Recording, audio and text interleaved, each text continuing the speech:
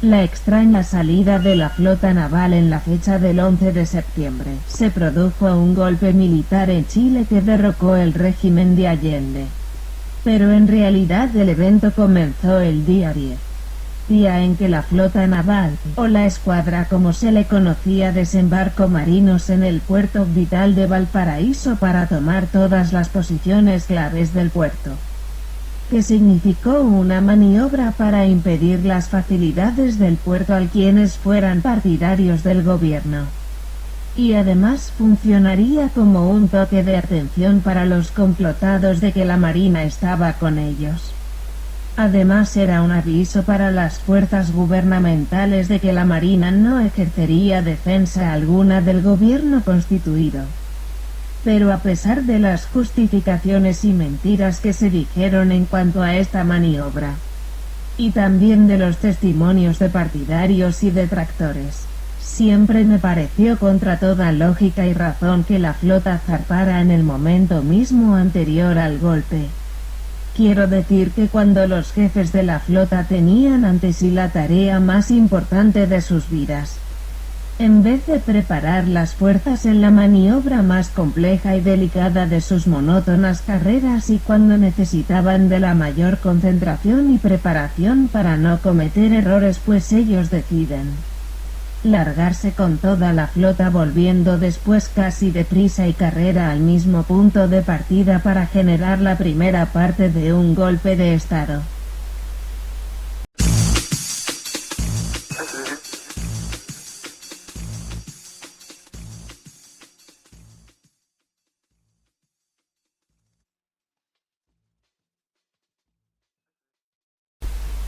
Si el lector lee el manual del golpe de estado que siguió la CIA y que se encuentra en la biblioteca de Willesden Green en Londres, sabrá que la preparación es fundamental en esta clase de eventos. Por lo cual no tiene lógica que la flota, en medio de la preparación, rompiera todo preparativo y mezclara las complicadas maniobras del zarpe de toda una flota para introducir una cuña que podría haber desarmado el plan que durante 2 años había sido preparada por agentes de Estados Unidos, en la calle Pratt 740 de Valparaíso. Para ilustrar al lector tendríamos que compararlo con la situación en que una persona que busca trabajo por largo tiempo y no consigue ni siquiera una mínima entrevista, de súbito una mañana, después de una larga espera, consigue formalizar una entrevista para un trabajo que determinará su próximo futuro.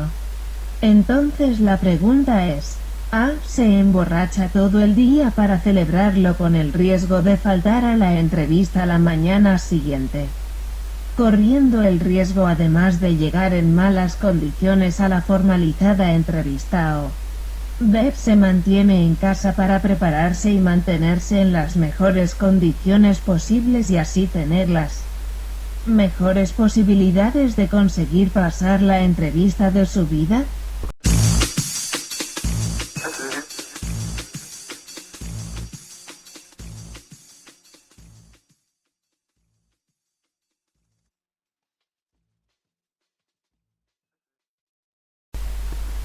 ¿Cuál cree usted que sería la decisión que alguien en su sano juicio y con mando y que posee una enorme responsabilidad tomaría en ese caso?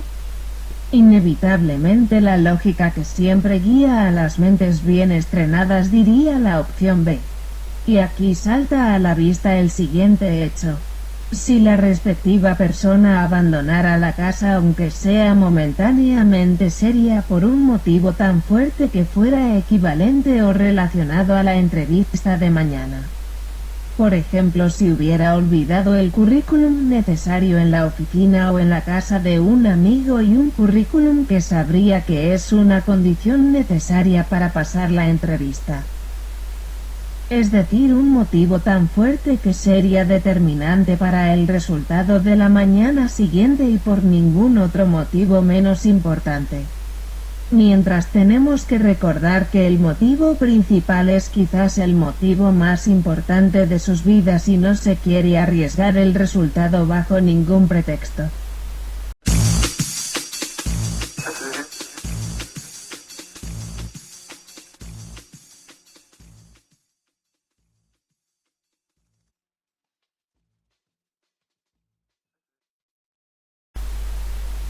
Así volvemos a la salida de la flota. Indudablemente la salida es de lo más ilógico.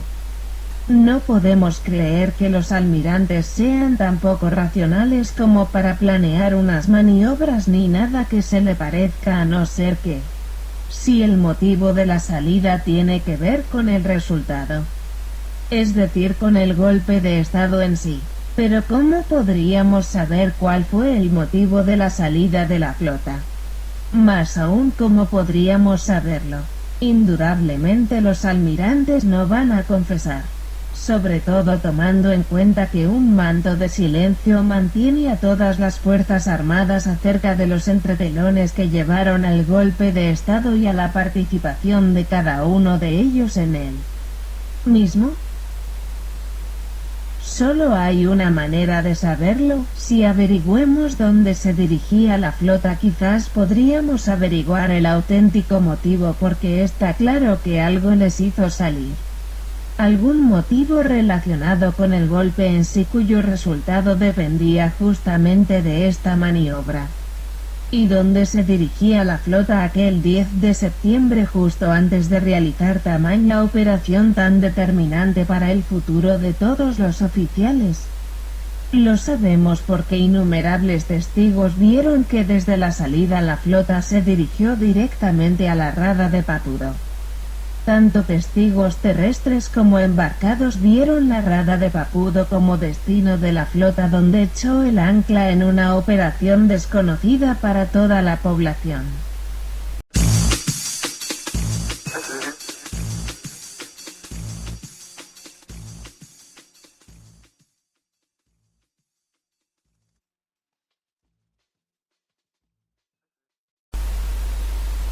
Por supuesto que examinamos los mapas de la rada de Papudo para intentar encontrar lo mismo que la flota buscaba en aquella bahía, pero mapas de la época no muestran nada importante en el sentido militar que pudiera servir para completar o complementar el golpe de la mañana siguiente.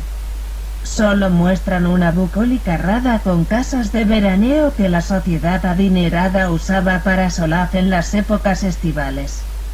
Es más, recordad que estamos hablando de principios de los 70s, o sea, virtualmente en los años 60s, y en esa época la localidad quedaba totalmente vacía.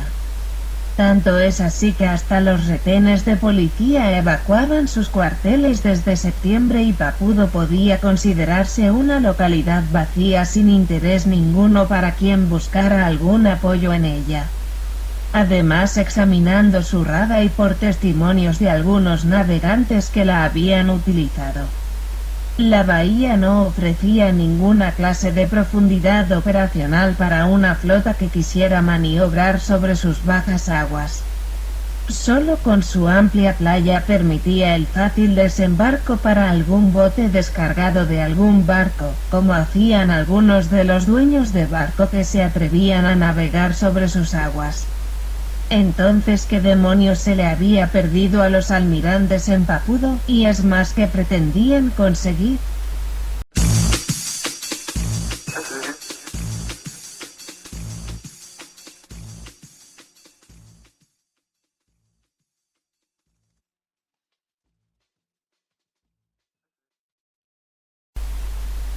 Examinando las vallas que le precedían desde Valparaíso, podemos concluir que todas ellas ofrecían alguna clase de instalación militar, ya sea una guarnición, radares, defensa antiaérea o policía.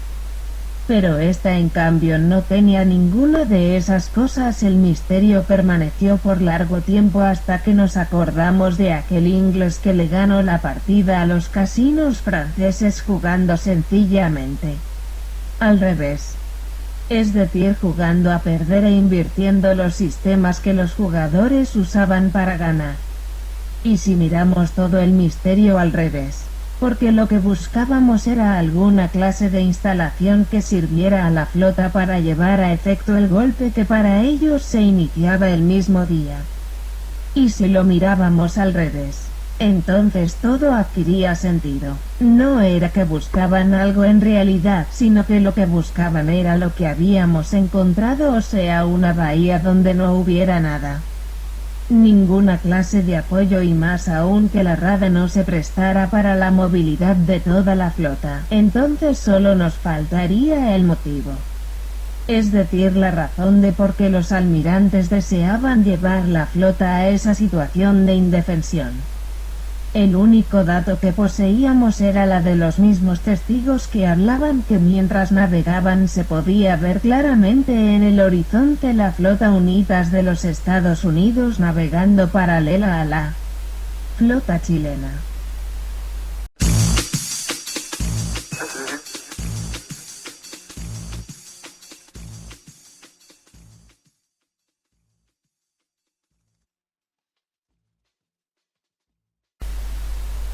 Pero aquí nos salta una incongruencia que tiene que ver con el plano diplomático. El plan del golpe había sido diseñado por los Estados Unidos y transmitido a los marinos chilenos a través de la organización Hermandad de la Costa para asegurarse su buena recepción, ya que en aquella organización existían fuertes lazos de oficiales de ambas fuerzas navales, pero el gobierno de los Estados Unidos no deseaba ver su nombre involucrado en el golpe por venir y deseaba que el golpe pareciera ser una obra totalmente llevada adelante por fuerzas nacionales sin intervención extranjera para que Europa y la URSS no pudieran acusarle de intervención en terceros países. Entonces, si tu intención es no parecer involucrado a sabiendas que cualquier error o filtración podría dar al traste con esta parte del plan, la pregunta es: ¿por qué ibas a permitir que una flota tuya, en este caso una tan importante como la Unitas, la cual indudablemente era una flota de los Estados Unidos, ibas a permitir su paso por aguas chilenas justo en el momento que se producía un golpe de Estado?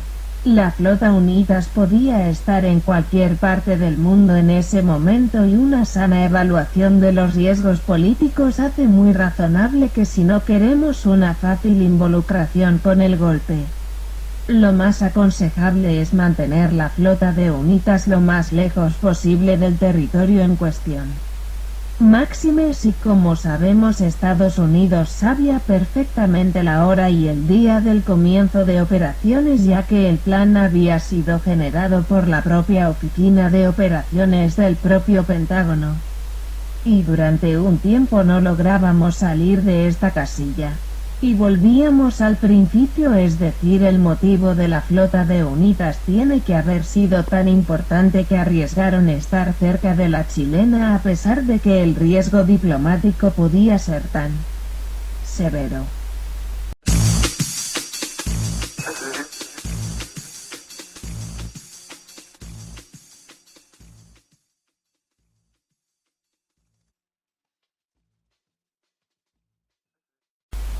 Entonces, al examinar las edades de los altos oficiales de la flota chilena y de sus compañeros de armas, nos dimos cuenta de un detalle que casi lo habíamos pasado por alto.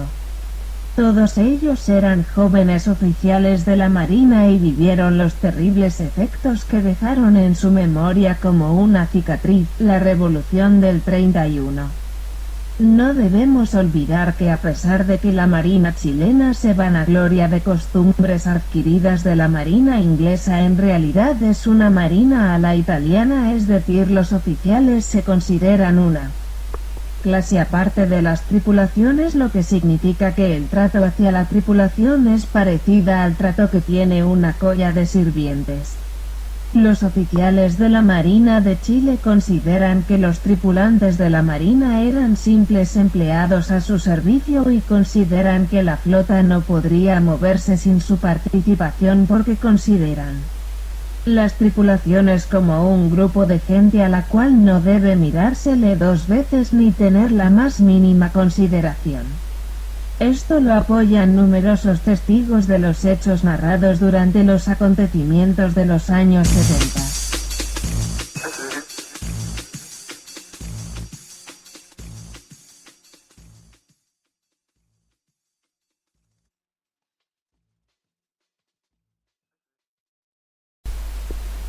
La Revolución del 31 dejó en las mentes de los oficiales de la época una cicatriz imborrable. Recordemos que los oficiales fueron retenidos a punta de fusil en sus camarotes, impidiéndoles cualquier acceso a la dirección de los barcos, lo cual hizo trizas la confianza de los oficiales en que los tripulantes era una fuerza maniobrable y dócil a las órdenes de estos. Pero más grave aún fue que la flota del sur navegó durante miles de kilómetros desde Talcahuano, un puertocito en el sur de Chile, hasta Coquimbo, donde estaba concentrada el resto de la flota al mando también de tripulaciones, lo cual hacía falso el prurito de que los barcos no se podían mover sin oficiales.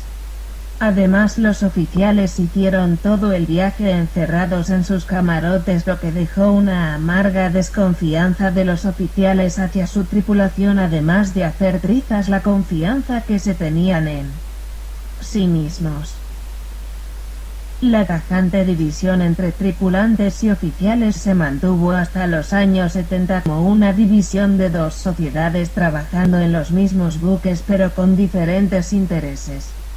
No olvidemos que la Marina inglesa, al revés de la chilena, consideraba a las tripulaciones como parte de la Marina hasta el punto que en la Revolución del 31 los oficiales ingleses tomaron lado por sus tripulantes, consiguiendo que el gobierno británico tomara en cuenta muchas de sus reivindicaciones, mientras que la Marina chilena envió a un oficial negociador, von Schroeder, el cual aceptó muchas de las reivindicaciones de las tripulaciones chilenas para desarmar el movimiento de los tripulantes, y en el mismo momento que esto sucedía, el propio von Schroeder traicionó sus promesas e hizo detener a todos los complotados.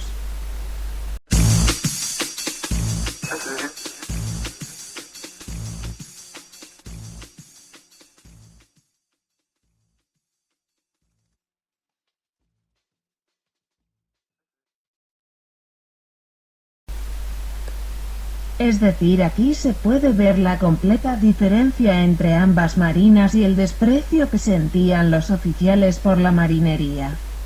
Ahora entonces, y con absoluta libertad de mentes, podemos armar las piezas del rompecabezas de Papuro. Los almirantes eran los sobrevivientes del 31. Los almirantes necesitaban llevar la flota a aguas donde ésta se convirtiera en un objeto inoperativo. Los almirantes deseaban que la flota no tuviera apoyo desde tierra. Los almirantes deseaban la presencia de una flota poderosa como la Unitas al pairo de su propia flota. Entonces entendimos el plan. Llevaron la flota a Papuro para hacerla inoperativa, entonces intentarían anular cualquier oposición y hacerse con los mandos. Si el plan fallaba, entregarían el mando a las tripulaciones y en vez de quedarse como en el 31 desembarcarían con botes a la rada de Papuro. Esto parecía inofensivo, ya que parecía que los oficiales en pleno se rendían a las exigencias de las tripulaciones.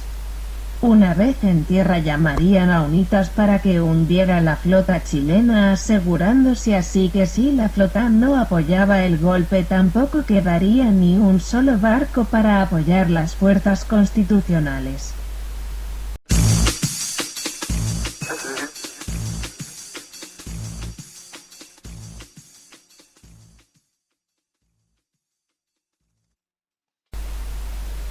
Ahora encajan todas las piezas. El odio de los oficiales, la inutilidad de la bahía de Papudo, la visión de la flota de Unitas, la salida ilógica de la flota en víspera de tan importante evento. Todo ahora adquiere luz. El resultado deja perplejo a quien no pueda creer que compañeros de armas puedan tener tan maquiavélicos planes para sus pares. Pero no olvidemos que los oficiales chilenos no consideraban a la tripulación sus compañeros. En realidad sí lee Los que dijeron no, de Jorge Magasich, el cual es un relato pormenorizado del trabajo de inteligencia de la Marina durante el año 1973, y relata con detalle las torturas e interrogatorios al que fueron sometidos todos aquellos marinos que se negaban a apoyar el golpe militar o simplemente a verse involucrados en él. Se puede ver un tema recurrente. En todos los interrogatorios la pregunta era siempre la misma. Entre otras, claro, quienes estaban involucrados en un hipotético levantamiento contra los golpistas. ¿A qué hora sería? ¿Qué día? ¿Cuántos eran? ¿Qué buques? Es que era una cantinela que no paraba. Era la obsesión de los interrogadores claramente liderados por oficiales de la Marina. Y como dice el refrán, dime de qué hablas y te diré de qué adoleces.